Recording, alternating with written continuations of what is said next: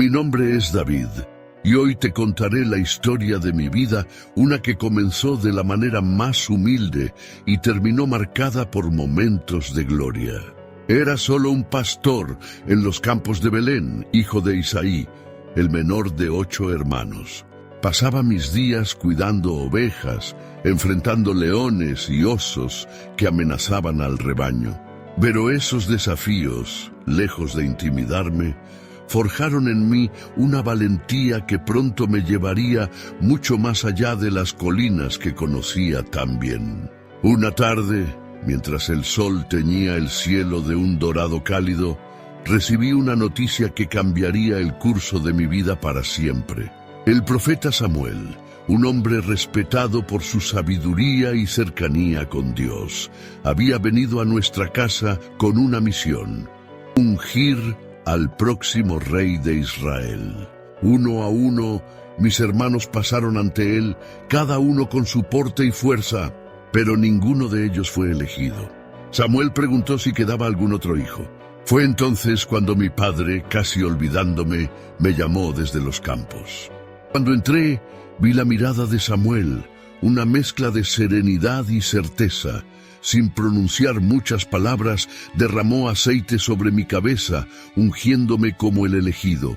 Sentí un fuego en mi corazón, un llamado que resonaba con una promesa divina.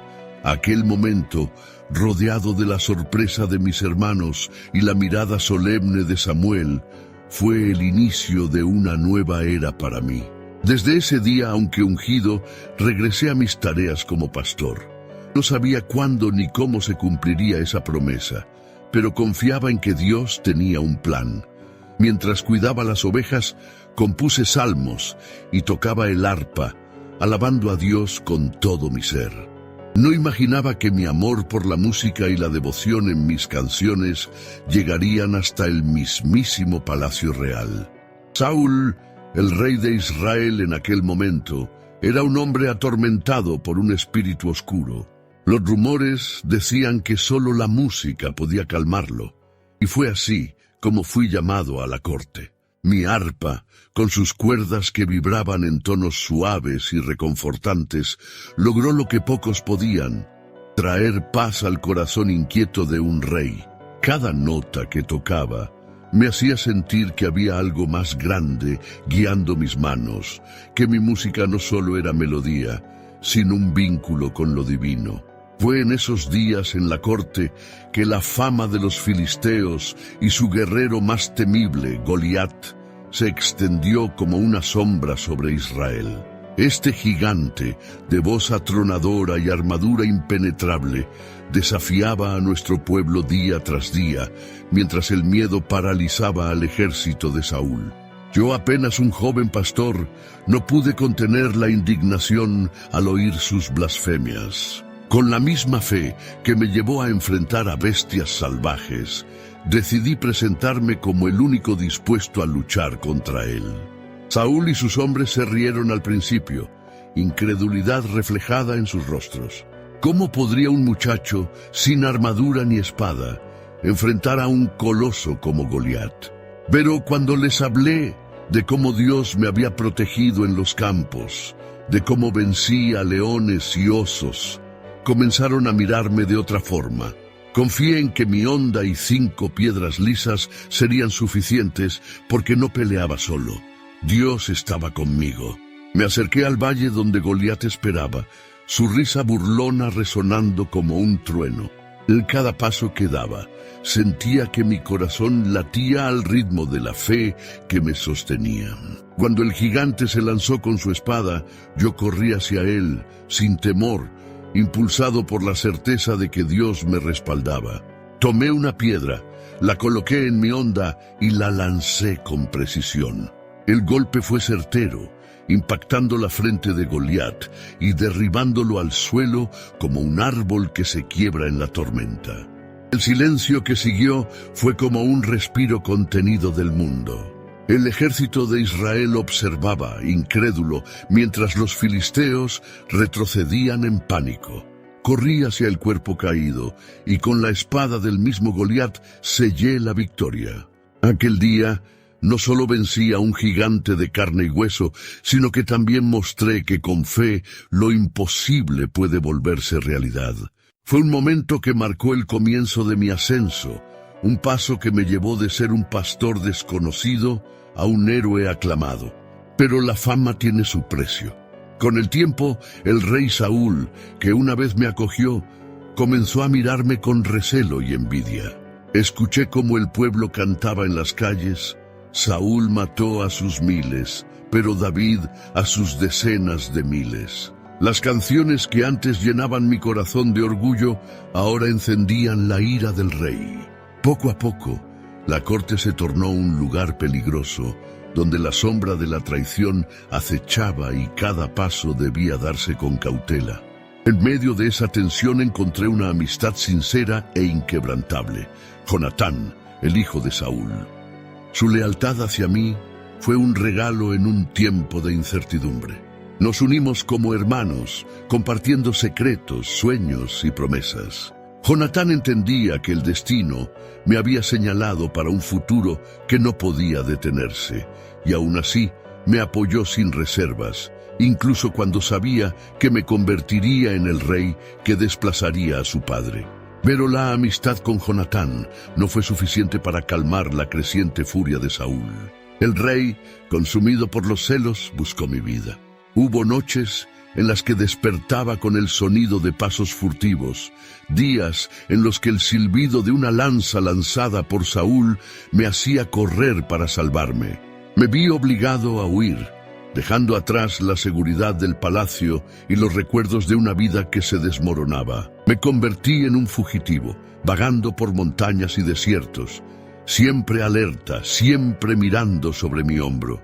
Aquellos años de huida fueron una prueba de fe y resistencia. Me refugié en cuevas y compartí mi pan con hombres que, como yo, habían perdido algo a manos del rey. Ellos se unieron a mí, una banda de desterrados y descontentos que se convirtió en mi familia en los días más oscuros. Fue entonces cuando entendí que el liderazgo no se forja solo en la gloria, sino en la adversidad, cuando las decisiones más difíciles definen quién eres. A pesar del peligro, nunca dejé que el odio anidara en mi corazón. 2 veces tuve la oportunidad de acabar con la vida de Saúl, y ambas veces lo perdoné. Incluso en la profundidad de una cueva, donde él, sin saberlo, entró mientras yo y mis hombres estábamos ocultos, decidí no levantar mi mano contra el ungido de Dios. Corté un pedazo de su manto para mostrarle que había estado a su merced y le grité desde la distancia, recordándole que yo no era su enemigo. Saúl, quebrado por la vergüenza y el cansancio, reconoció mi justicia por un momento, pero su odio no se desvaneció por completo. El destino seguía su curso y las tragedias se acumularon. Un día, la noticia que tanto temía llegó. Jonatán, mi amigo y hermano en espíritu, había caído en batalla junto a su padre. La pérdida me atravesó como una espada. Lloré amargamente, recordando sus palabras de aliento y la bondad que compartimos. Pero la guerra también trajo un nuevo comienzo. Tras la muerte de Saúl, el pueblo de Israel me buscó, y fui ungido una vez más, esta vez como su rey. Ser rey de Israel fue un honor y una carga. Tomé Jerusalén como la capital, una ciudad que se convirtió en el corazón del reino, y traje el arca de la alianza, símbolo de la presencia de Dios, a su nuevo hogar. La gente celebró con danzas y cánticos, y en medio de esa euforia me uní a ellos, bailando con todo mi ser. No me importaba si mi fervor parecía impropio de un rey. En ese momento era simplemente un hombre agradecido con Dios por cada paso que me había traído hasta allí. Pero la corona también trajo decisiones difíciles y momentos de debilidad. Lo que me llevó a la cima de mi poder también me hizo caer en la trampa del orgullo y el deseo. Fue una tarde de primavera cuando vi a Betsabé bañándose desde la terraza de mi palacio. Mi deseo me llevó a una acción que nunca podré justificar. La mandé llamar y en un acto egoísta tomé lo que no era mío. Cuando supe que esperaba un hijo mío, La sombra de mis errores se hizo aún más grande y traté de ocultarlo manipulando al esposo de Betsabé, Urías, un hombre noble y fiel. Mi intento de encubrir mi pecado no resultó, así que recurrí a la decisión más cruel de todas. Envié a Urías al frente de la batalla, asegurando su muerte. La culpa me persiguió, pero traté de ignorarla. Creí que como rey, mis acciones podrían quedar en la oscuridad. Pero Dios, que ve lo que está oculto, envió al profeta Natán para confrontarme. Sus palabras cayeron sobre mí como un trueno. Tú eres ese hombre. En ese momento, mi corazón se rompió y supe que no había escapatoria a la justicia divina. Caí de rodillas y confesé mi pecado con un arrepentimiento profundo. Aunque Dios perdonó mi vida, el precio fue alto. El hijo que tuve con Betsabé murió, y el dolor fue indescriptible. Pero ese dolor también marcó el inicio de un cambio en mí. Me levanté sabiendo que mi vida ya no se definiría solo por mis triunfos, sino también por la capacidad de reconocer mis fallos y buscar redención. Con el tiempo, Betsabé y yo fuimos bendecidos con otro hijo, Salomón. Desde su nacimiento supe que había algo especial en él, un propósito que iba más allá de cualquier ambición mía. Salomón crecería para convertirse en un rey sabio y construir el templo que yo solo había soñado. Aunque había restaurado parte de mi relación con Dios, las consecuencias de mis errores seguían afectando a mi familia. Mis hijos mayores comenzaron a mostrar rivalidades peligrosas. La traición y la ambición se apoderaron de ellos y vi cómo mi casa se dividía. Uno de los momentos más desgarradores fue la rebelión de Absalón, mi hijo amado, que se levantó contra mí para arrebatarme el trono. Absalón era fuerte y carismático. La gente lo seguía y lo amaba. Pero la amargura que había acumulado tras la tragedia de Tamar y los silencios de nuestra familia lo empujaron al borde. Cuando Absalón tomó Jerusalén, tuve que huir una vez más, no como un joven perseguido, sino como un rey desterrado por su propio hijo. El camino hacia el exilio fue duro, acompañado por la humillación de ver a algunos que una vez me respetaron, ahora despreciándome. Sin embargo, incluso en esos momentos recé por Absalón. Quería que la guerra terminara, pero no al precio de su vida. Aún así, el destino fue implacable. El día en que recibí la noticia de su muerte, mi corazón se rompió en 1000 pedazos. Absalón, hijo mío, ¿quién pudiera haber muerto en tu lugar? Lloré hasta que mis fuerzas se agotaron, entendiendo que el dolor de un padre no conoce límites. La victoria militar no significaba nada frente a la pérdida de un hijo. Con el paso de los años, la carga de mis decisiones y las cicatrices de la vida me pesaban en el alma. Pero también había momentos de paz y de aprendizaje. Reflexionaba sobre cómo mi historia, tejida con momentos de gloria y profundo arrepentimiento, era un reflejo de la humanidad misma, imperfecta, pero capaz de buscar redención. Mis salmos se convirtieron en una manera de hablar con Dios, de compartir tanto mis alegrías como mis lamentos. Cada palabra escrita era un recordatorio de que, aunque caemos, siempre podemos levantarnos si tenemos la humildad de reconocer nuestras faltas. Salomón creció y pude ver cómo la promesa de Dios tomaba forma en él.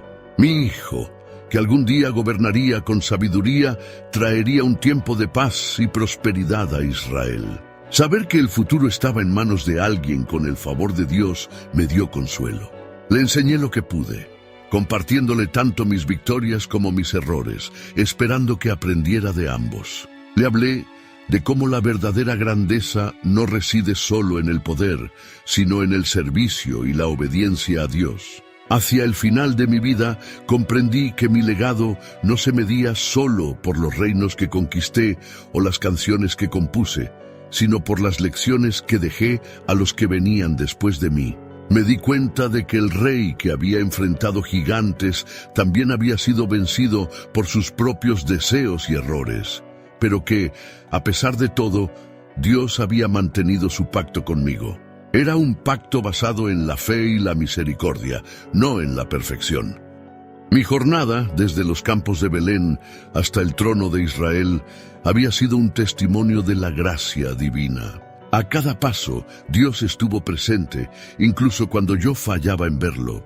Y si algo puedo dejarte con mis palabras, es que la vida, aunque esté llena de pruebas y caídas, siempre puede ser restaurada por la fe, la sinceridad y el deseo de buscar lo correcto. Mi historia no es solo la de un rey, sino la de un hombre que, a pesar de sus fallos, fue amado por Dios.